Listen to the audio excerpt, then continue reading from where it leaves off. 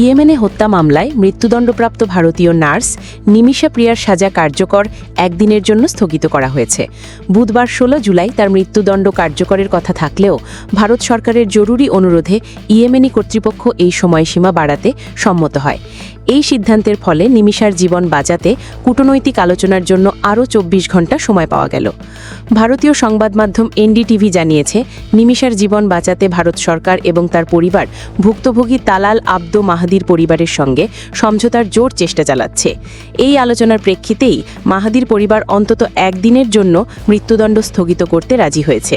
তবে সংশ্লিষ্ট কর্তৃপক্ষ স্পষ্ট করেছে, এই স্থগিতাদেশের অর্থ ক্ষমা বা নিমিষাকে ভারতে ফেরত পাঠানোর নিশ্চয়তা নয়।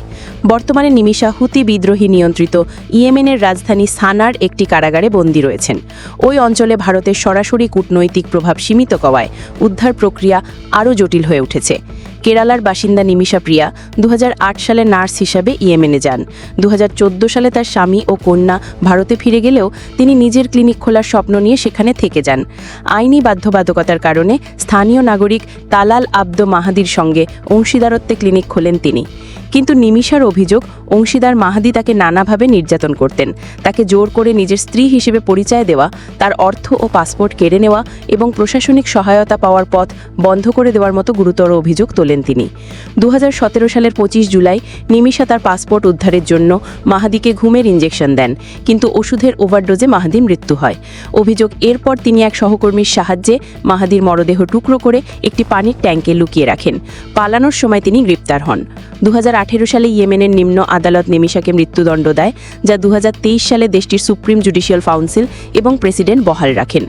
ভারত সরকার এই মামলাটিকে অত্যন্ত জটিল বলে আখ্যা দিয়েছে। ভারতের অ্যাটর্নি জেনারেল আর ভেঙ্কট রামানি জানিয়েছেন, সরকারের পক্ষ থেকে সম্ভাব্য সব রকম চেষ্টা করা হয়েছে। এখন একমাত্র পথ হল ইসলামী শরিয়া আইন অনুযায়ী ব্লাড মানি বা রক্তমূল্য পরিশোধ করে মাহাদির পরিবারের কাছ থেকে ক্ষমা লাভ করা। এই মুহূর্তে নিমিষা প্রিয়ার ভাগ্য সম্পূর্ণভাবে ঝুলে আছে মাহাদি পরিবারের সিদ্ধান্তের ওপর। তারা যদি রক্তমূল্য গ্রহণ করে ক্ষমা করতে রাজি হন, তবেই তার জীবন রক্ষা পাবে। ভারত সরকার, মানবাধিকার কর্মী এবং কেরালার সাধারণ মানুষ গভীর উদ্বেগের সঙ্গে পরিস্থিতির দিকে নজর রাখছে। আগামী ২৪ ঘণ্টা নিমিষার জীবনের জন্য অত্যন্ত গুরুত্বপূর্ণ হতে চলেছে, যা নির্ধারণ করবে সমঝোতার মাধ্যমে তিনি নতুন জীবন পাবেন নাকি কার্যকর হবে মৃত্যুদণ্ড।